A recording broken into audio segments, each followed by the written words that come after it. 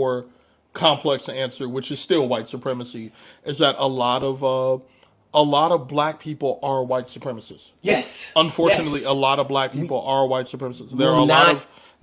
Take the cop off our brain. There are a lot of white supremacist black people. And not like a lot in the sense of they have a shitload of voting power, but enough that when you live in the community, 6 out of 10 older black people think that you're a demon. That's right. Or think your kid is, and that you deserve to be beaten by police because you don't act right. Yes. Like, it's just, there's a lot of house niggas out here.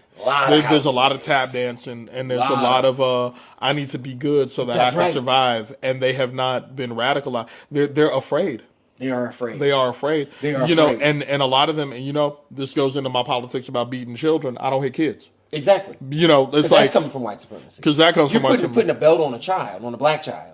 Where did you learn that? Yeah, like, who taught you that? And then also, like, if your kids can't talk back to you a little bit about something you might be wrong about, how they gonna go into a job interview and then negotiate for a raise? That's right. How are they gonna look at a government that tells them you don't matter and go, actually, yes, I do, and you can't treat me like that. I don't care if you're in charge. That's right. Children learn rebellion at home, and then when you teach them how to rebel properly, how to have conversations with you that they deserve, that they get to talk, that they get to have a voice, they become adults who get to have a voice. That's right. And we have beaten that out of our own children. We beat that out of our kids, and then our kids go for the okie doke, and then our grandparents are like, "How come y'all don't fight back like we did?" And I'm like, You threw a skillet at me because I spilled juice. Yes. I have anxiety. And I'm going to have crazy trauma responses in my adulthood. Right. You know what I'm saying? Like, I have trouble telling people who made my burger that I asked for no onions because of how hard you used to hit me. That's right.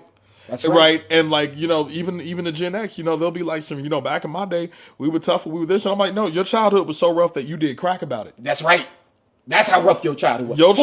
Your childhood was crack rough. Crack and breakdancing. You had crack and pop lock. You was doing crack and crack, pretending to be a robot. That's it. You was pretending that the Pac-Man machine had legs and that you was that machine. Yes. And then you would go smoke rock in the alley. You can't tell me your childhood was good. Come on. Enough of you did crack that the war on drugs happened. Yes.